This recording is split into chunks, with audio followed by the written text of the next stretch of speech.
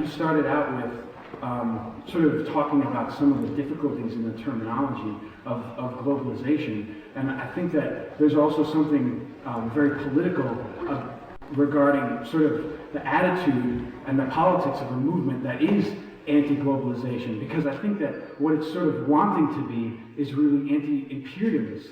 And I think that it's really important that we reclaim that word and understand what it means in terms of not only talking about, oh, well, here's globalization and it has this economic dimension, but also how, the hidden hand needs the hidden fist, or not so hidden fist, like in Iraq, and so on and so forth. So the question is about imperialism. Why not talk about imperialism and try to really get at that fundamental dynamic? And should the movement be anti-imperialist and not just be anti-globalization? Well, first of all, to repeat, I don't think the movement should be anti-globalization. Right. No sane person is against globalization. Like, we're not opposed to internationals, we're not opposed to the World Social Forum, the Boston Social Forum, and so on. As far as, it wasn't the topic tonight, so I didn't talk about it, but the use of force in international affairs is critical. The invasion of Iraq is clearly intended to extend U.S. corporate power over the world's major energy producing systems, not because the U.S. intends to use the oil, probably doesn't, but because that provides what big thinkers like Brzezinski in this case call critical leverage over others, over Europe and Japan and Asia. They're our real rivals, Europe and Asia, not our, they're corporate capital's real rivals. And we get leverage over them if you can keep your finger on the spigot. So control over the world's energy system is critically important, and this goes on. The American people don't like it. In fact, since about April 2003, looking at the polls, the general population has felt that the United States should cede responsibility in Iraq to the United Nations to lead the way in economic reconstruction, political transition, and security. I'm sure you remember that last March, Spain voted for that, and they were bitterly denounced for, capitulation to terror and so on and so forth. I didn't see one line anywhere saying, yeah, that happens to be the opinion of about 70% of the American population. The difference is that in Spain, people know about each other's, they know what public opinion is, and they can vote on it. In the United States, unless you do a research project, you don't know what public opinion is. You know what you think, but not what the guy across the street thinks. And you can't vote on it. So this isn't even an option in the political campaign. Okay, those are the opportunities for us. It's not utopian to say the country ought to be as democratic as Spain, let's say. And it means recreating a functioning democratic system that there has been a major attempt to destroy in the last 30 years. Okay, that's yes, and being anti-imperialist is part of that.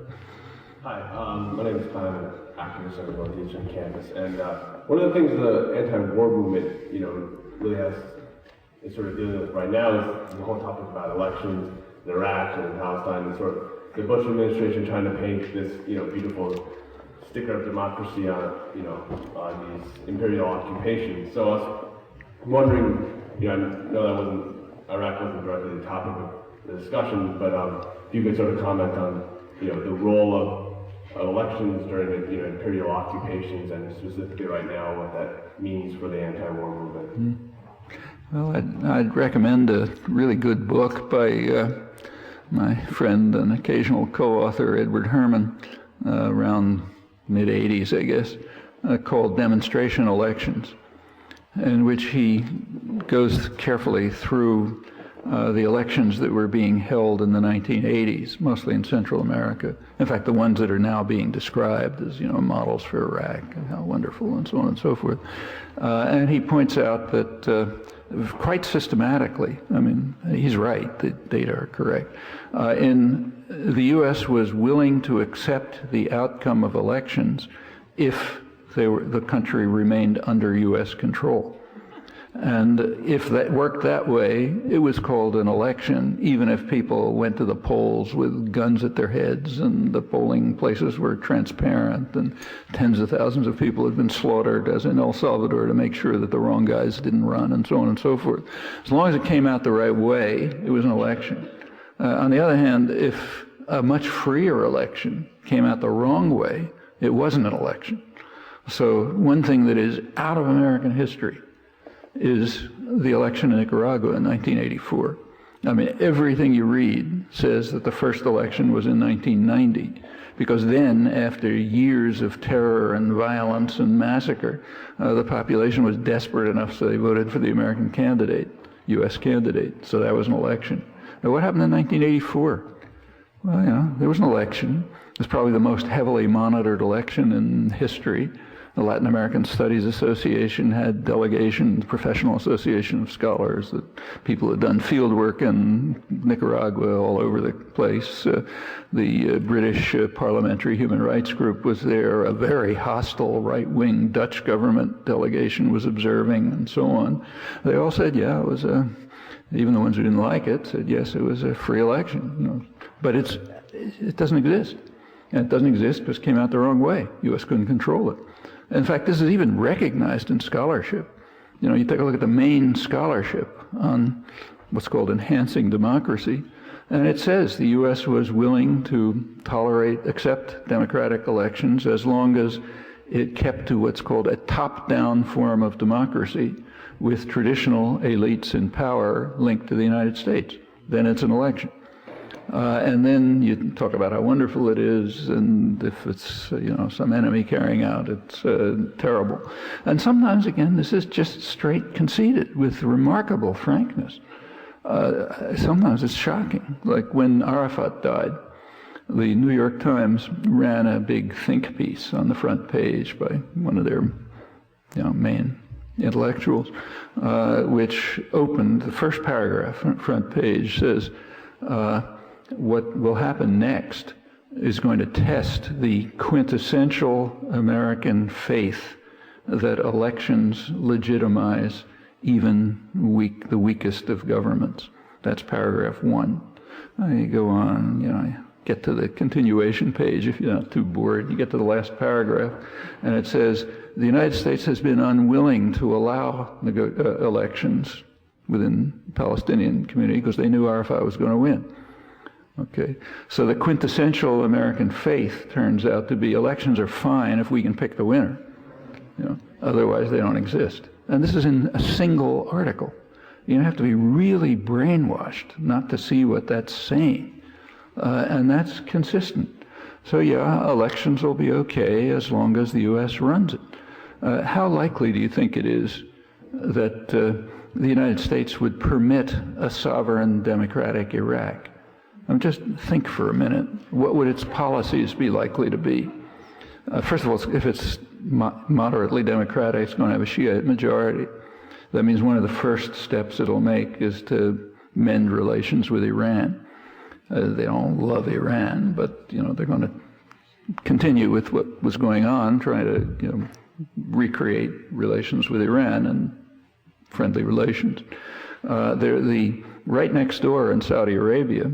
Next door to Iraq is the place where most of the oil is. And it happens to have a very large Shiite population. Well, suppose that a Shiite bloc elicits,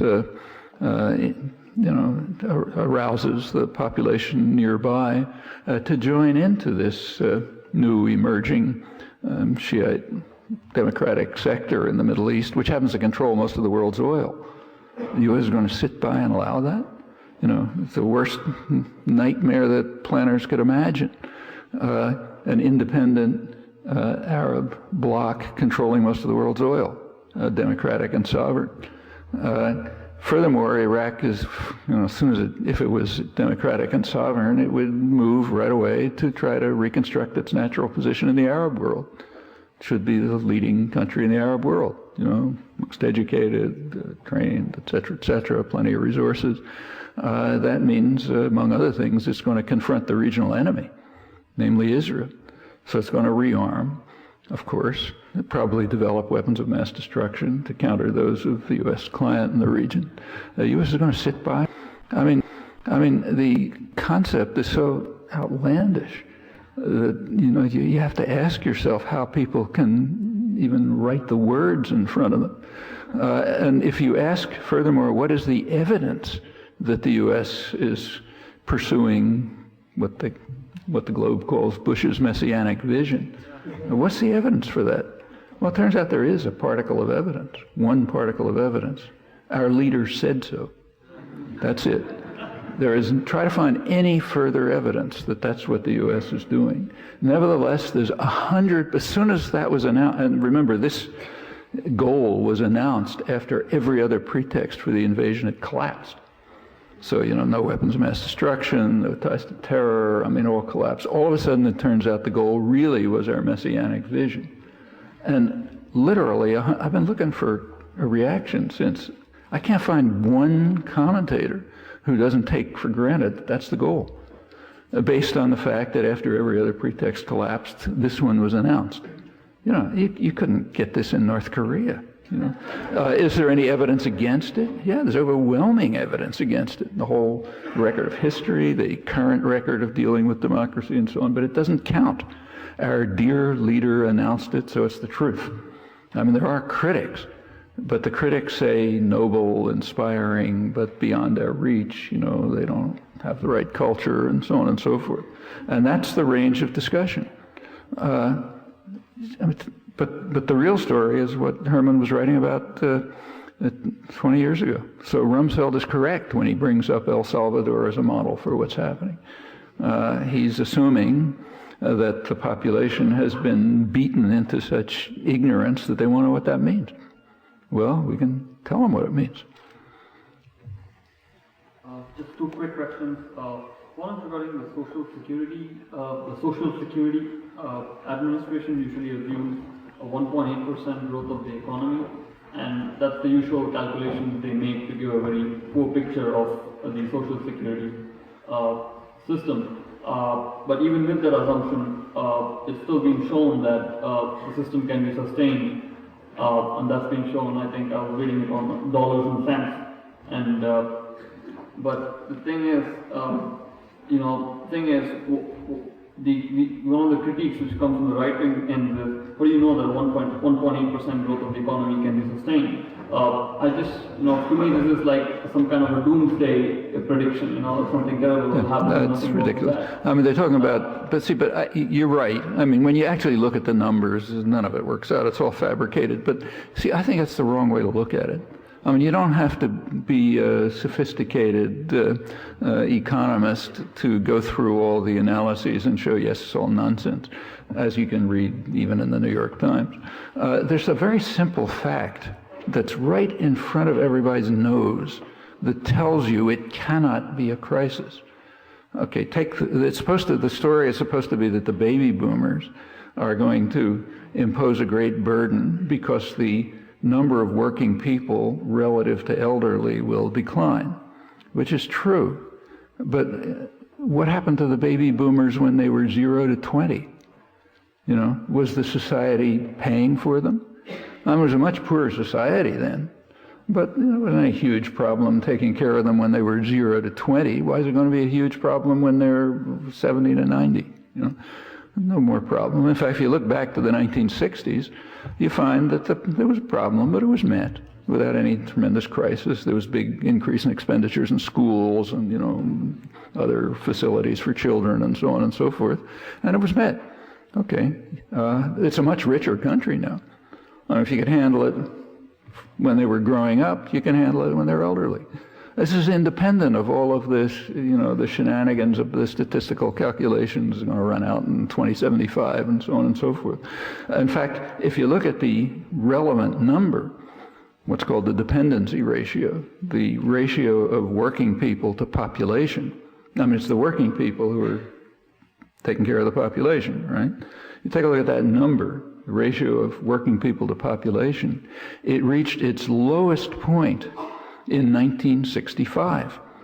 And there's no projection that says it's ever going to reach that point again within any imaginable future. So we're already past the crisis. Anything that comes is just a matter of one or another kind of adjustment. And you can argue about what kind of adjustment you want. If you actually look at the details, it's almost no adjustment. But these are things that are right in front of your face. You don't need any sophisticated economic understanding. Just ask yourself what happened to the baby boomers when they were growing up. You know, I mean, working people were taking care of them. Did anybody, did the society collapse? And it's a richer society now. So it can't be a social problem. At most, it could be a technical problem, and it isn't even a technical problem. Ask yourself then the next question, why are they going after Social Security, which is not a problem, and not going after things that really are a problem, like medical costs? Those are going through the roof, and that's going to be a major problem. So why not deal with that problem instead of Social Security? Well, a good reason for that.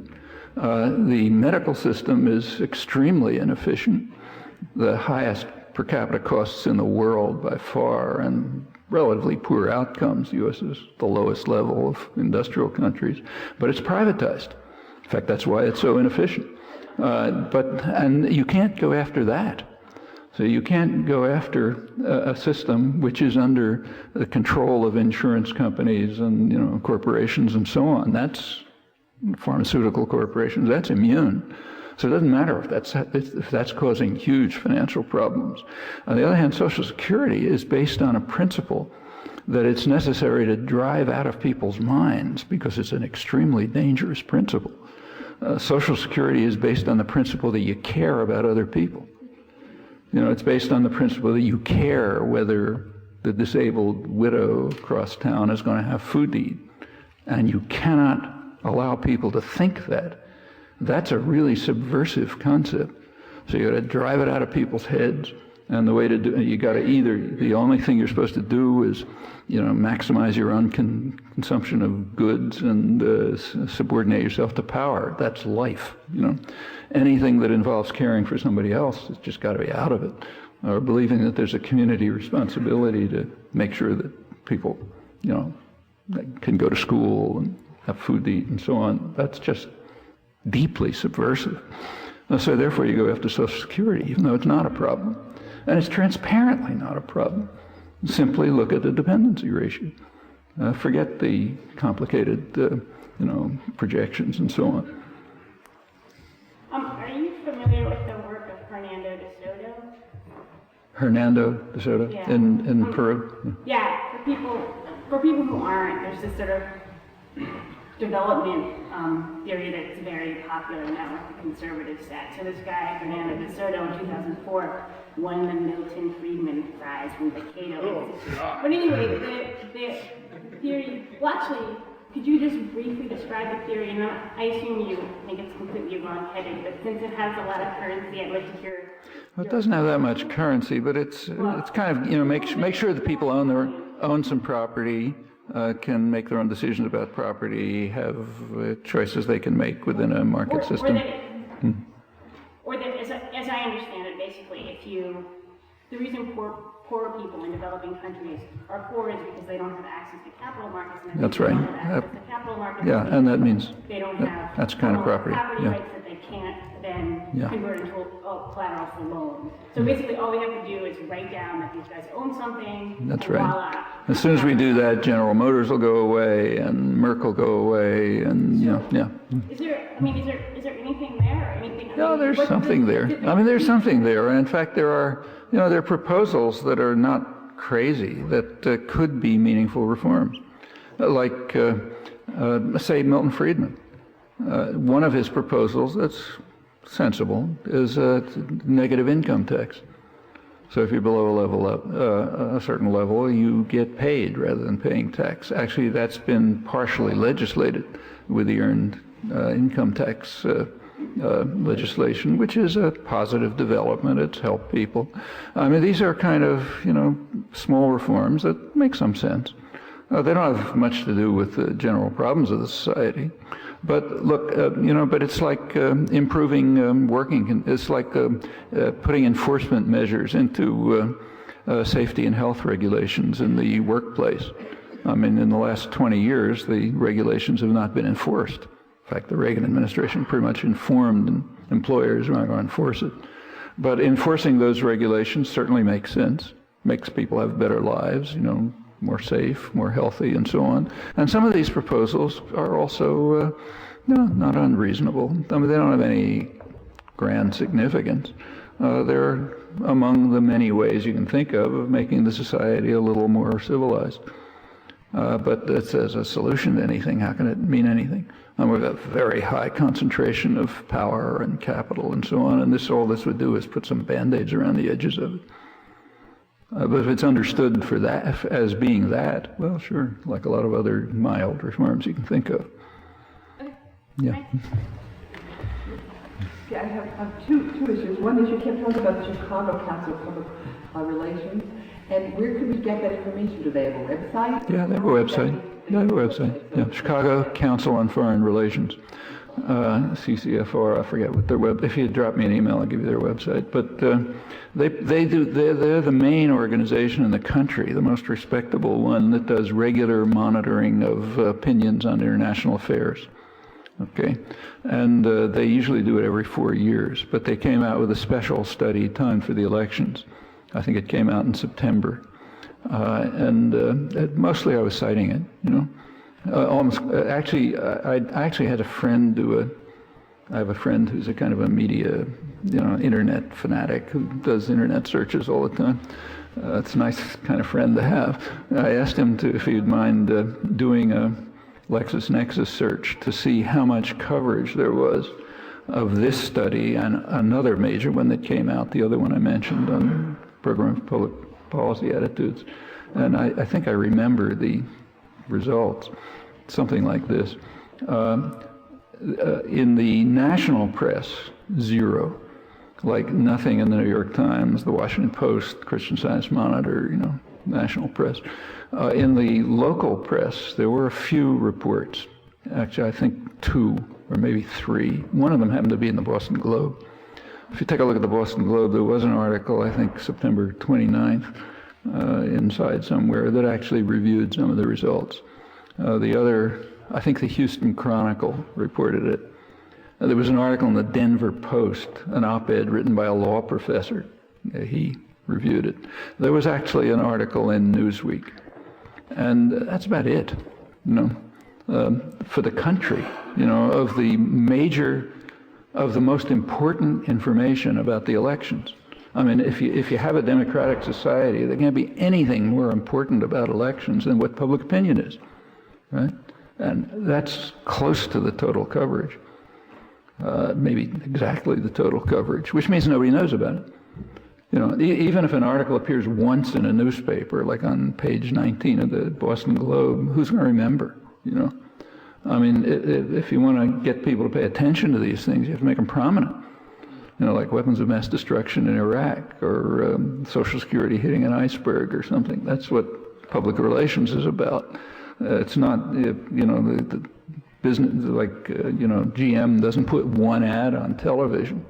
They do it every 5 minutes, so you don't miss it. Same thing if you're trying to inform people.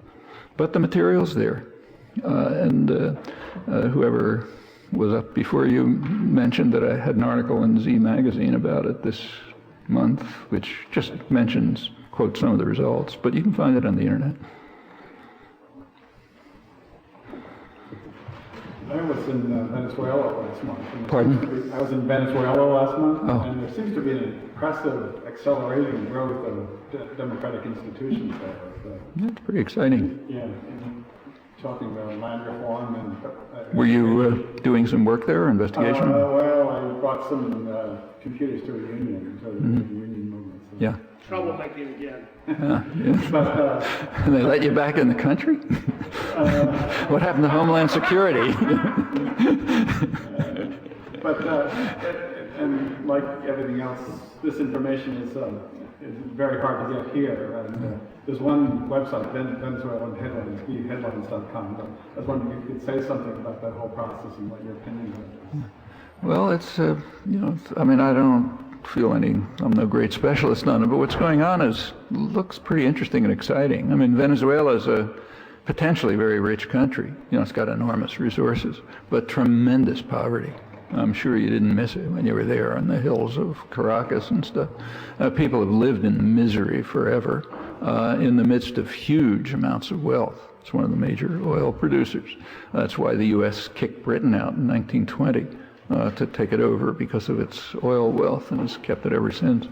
Well, Chavez is a kind of populist who is actually using some substantial oil revenues for popular development.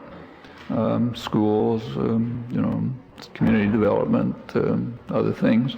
One of the main things he's done, and one of the reasons he's hated, is he's brought a lot of Cuban doctors in, and they're providing health service. One of the real scandals in the United States, we should be bitterly ashamed about this, is that our health standards are approximately the same as Cuba's.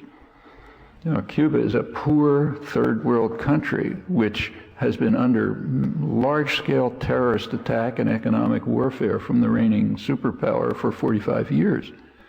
And its health outcomes are approximately the same as ours. In fact, relative to economy, beyond anything in the world. In fact, and furthermore, Cuba's internationalist, so they have doctors all over the place. Poorest areas in Africa where the local doctors won't go, and so on. They're sending doctors to Venezuela. They're sending teachers there. They're sending materials that they got from their literacy programs back in the early 60s. I've seen some of these, very cheap paper and so on and so forth, but it's right for teaching literacy in rural areas. And that's apparently having an effect, as it's had in other places. How much all of this is going to amount to? Well, there has been an attempt at a military coup, as you know, which the U.S. backed. The U.S. backed the military coup, but had to back down because of tremendous opposition in Latin America and because a popular uprising overthrew it very quickly. And there are undoubtedly efforts. There was a major effort to subvert the referendum that followed and failed. But surely the U.S. is going to continue, unless we stop it, is going to continue trying to subvert this. I don't want to suggest it's heaven. There's a lot of criticisms you can make too, many of them just, no doubt. It's no doubt that very interesting and important things are going on. We ought to do what we can to make them come out as best as possible, and certainly not hamper them. But I suspect you can say more about this than I can, since you've just been there. If you'd like to. No? Okay. Yeah. Given a pretty good summary. Yeah. I encourage people to follow what's going on. Yeah, it's really interesting. Yeah. And having a big effect on Latin America. Remember, the whole region from Venezuela down to Argentina is out of control. This is not, all kinds of things are going on there, from Argentina's refusing to follow IMF orders to Brazil, the major country, being in the hands of a sort of social democratic party, Venezuela, we just described, Is Chile putting Pinochet on trial? Maybe. It's, in Chile, the heavy hand of the military is very evident. I don't know if there are any Chileans here, but I remember going a couple of years ago, my wife and I spent about a month in Brazil, Chile, and Argentina, and the differences were very striking. In Argentina and Brazil, Argentina just mock the military, nobody pays any attention. Brazil is such a disorganized country, they mock everything, so military too.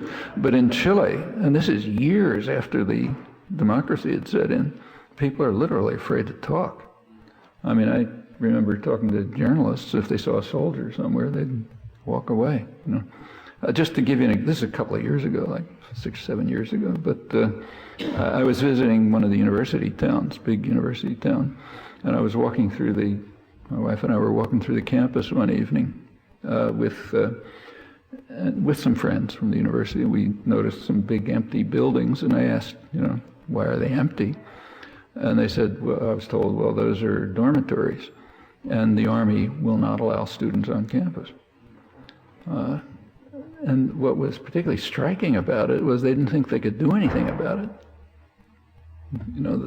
That's You know, that's a kind of a deeply instilled fear. It's what the Jesuits in Central America called the culture of terror that's left behind after the terrorism ends, which domesticates aspirations, the way they put it. And you could feel it there. In fact, one of the jokes in Chile was they wished that the Chilean army had been as stupid as the Argentinian army and started a war against a major power. So they could have gotten smashed, like the Argentine army got smashed when it fought England. And then they would have been weakened and discredited, but they were smart enough not to do that, unfortunately. But yes, they may, I doubt it, but they might put Pinochet on trial. What they did do just a couple of weeks ago, which was important, was release a major study of torture victims.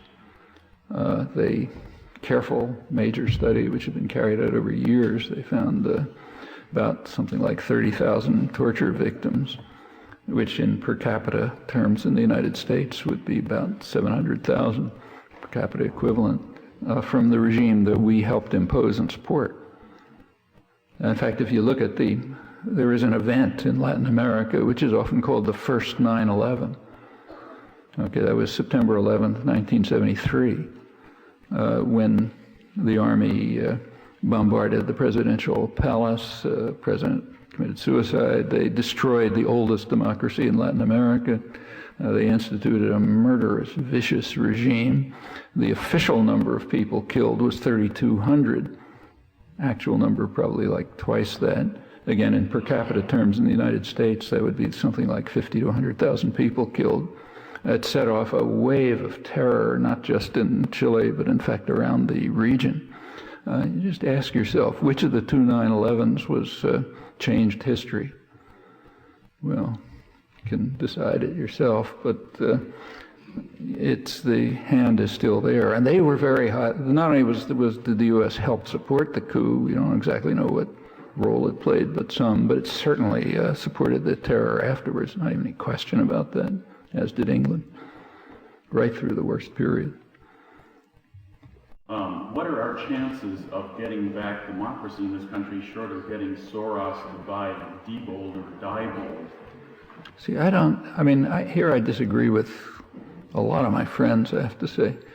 I mean, whatever happened, whatever corruption there was, let's say there was, tampering and so on and so forth, seems to me extremely marginal as compared with the fact that the elections didn't take place in the first place.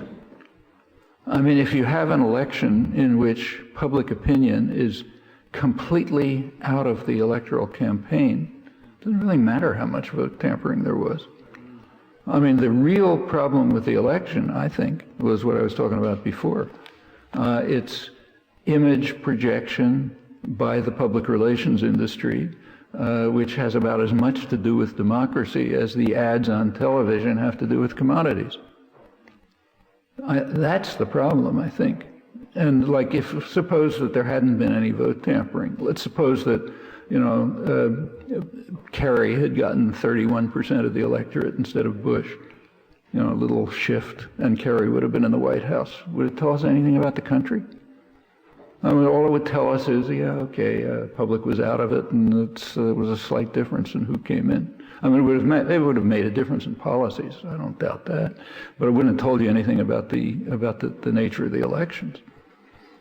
So yes, what you're saying could well be right, but I think it's a kind of a toothpick on a mountain, frankly. Also, I make a speculation. Let me see if it's correct. My guess is the public isn't going to care. And we've already seen that in the year 2000. Okay, in the year 2000, it was very definitely a stolen election. It's very hard to, it was very blatant, and people knew about it and so on. And it was a huge issue. People were writing books and articles all over the place, and democracy's collapsing and so on. Take a look at the reaction. Nobody cared. I mean, this was something that was done by intellectuals. So, you had law school professors and so on writing books and, the terrible Supreme Court decision and so on and so forth. But most of the public apparently just didn't give a damn. And I think if you look back at the polls again, you can see why. I mean, before the election, most of the population regarded it as kind of a farce. And I suspect people look at it the same way now. They're not in it. You know? So, okay, if you're flipping a coin to elect a king and somebody shows that the coin is biased, you don't get very excited. Well, the second question is about Actually, a book Phil, called... if you could just keep it to one. Oh, I'm sorry. I'll try to keep shorter because I'm wasting most of the time. John Perkins' Confessions of an Economic Hitman sums up and personalizes what you've been saying for the last 35 or 40 years. They seem to be bringing this home to America now, impoverishing their own consumer base. What are the chances of convincing some of the corporatocracy with econometrics and in their own terms that they're slitting their own throats? Well, I think a lot of them are aware of this.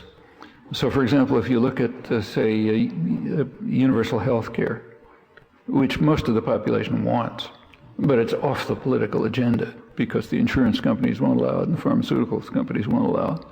But there are sectors of the corporate elite that want it by now because it's harming them. You look at the cost of producing for GM to produce a car in Canada and in, Windsor, Ontario, and in Detroit. There's a big difference. I forget the numbers, but a substantial difference due to the fact that if they do it in Detroit, they have to deal with the fact that there's no government health care system. If they do it in Canada, there's a sensible government health care system, and that changes the costs. And for reasons like that, they are beginning to be concerned. The same is happening with environmental issues. So the U.S. is standing essentially alone in the world in blocking even minor steps to deal with what could be a real environmental catastrophe. That's over the wishes of the population. The large majority of the population wants to go along. Sectors of the business world are beginning to be concerned too. I mean, after all, this is the world that they own. They don't want to lose it, So just in terms of self-interest, you read, say, Business Week, you find little bits of concern about this. So yeah, I think that happens. But that's not our job to convince executives. They'll make their own calculations. What I think we ought to be concerned with is how to get the public involved in the functioning political system. My question also pertains to imperialism and might have a similar answer to the first one, but I stood in line, so I'm going to ask it anyway. Over the break, I was watching C-SPAN, and I saw this guy give a horrible yet mesmerizing speech at the Naval War College about globalization, and what basically his theory was that he drew a circle around all the civil strifes and basically the Third World, Africa, Middle East, and Southeast Asia. Sounds like Thomas Barnett. Yes. Indeed. He's very fashionable these days. And he says, we got to bring this part of the world into the global capitalist fold. And after going through this whole spiel, he said, some people call this empire, but it's not imperialism, it's globalization, because we're not enforcing our culture and we're not, doing all the terrible things. And my question to you is, how do we tear down his argument and make people see that just because it's not the Napoleonic Habsburgian imperialism that we read about in history books, it's not just as bad and probably worse? Just describe what's happening. I mean, it's corporate globalization. It's enforced. In fact, he himself says, well, we've just got what he calls the gap. The people we haven't yet incorporated into our system, we're going to have to incorporate them, and probably by force. But of course, it's for their good, so it's okay. But that's been the line of every empire. I mean, I can't think of an occasion in history, at least in modern history, when an imperial power didn't say that they were doing it for the good of the people that they were conquering, even if they were wiping them out. So, the French were carrying out the civilizing mission, the Japanese in China and Manchuria were bringing an earthly paradise to the people and devoting themselves to their welfare. Hitler, when he took over the Sudetenland, was going to end ethnic conflict and everybody could live happily together with Germany, taking care of them, and try to find an exception. You read people like, say, John Stuart Mill, a really outstanding person. What he wrote about the glories of the British Empire and what it was bringing to the barbarians is just hair-raising, So yeah, that's the standard line. We got to beat them up for their own good. And there are a lot of ways of doing it. And imposing on the world, corporate style globalization is one of the ways of doing it. After all, they're doing it to us too, not just elsewhere in the world. This story of his about the gap and all that kind of stuff, that's just perfectly standard. I mean, in the global policy of the United States since the Second World War has been that the world system dominated by the United States must include every corner of the world. And if any corner of the world is out of control, we got to do something about it. So this is just restating it in some new terms, becoming fashionable for whatever reason. Seeing as that was such a no-brainer, can I ask you another quick question? Okay. He's very popular now. Actually, we can take one more question. That's all we got time for. Yes. So we're going to have to leave. Hi, it's an honor to hear you. My uncle says that we're now a net debt, the United States is now a net debtor nation, and Has been since Reagan. I saw a Bureau of Economic Analysis report in December, which the way I read it, it said we have negative foreign reserves assets. The question is, what do you see of the likelihood? What likelihood do you see that there will be a sort of central bank dump off of treasuries and a crisis involving the falling dollar, a financial crisis, say, in the next 4 years? Nobody knows. I mean, the economists are very worried about it. The way the world economy is working now actually was summed up very neatly by Laura Tyson, who was the head of Clinton's Council on Economic Advisors, well-known international economist. She summed up the world economy in 4 words. She said, Asia lends, America spends. Well, that's pretty near it. I mean, Northeast Asia, Japan, China have about half of world foreign reserves. They're financing the United States and maintaining the economy here, partly because it's in their interest. I mean, market for their goods and so on. But it's expected that sooner or later, Asian and European lenders are not going to want to see to continue investing at low rates of interest when they get higher ones elsewhere.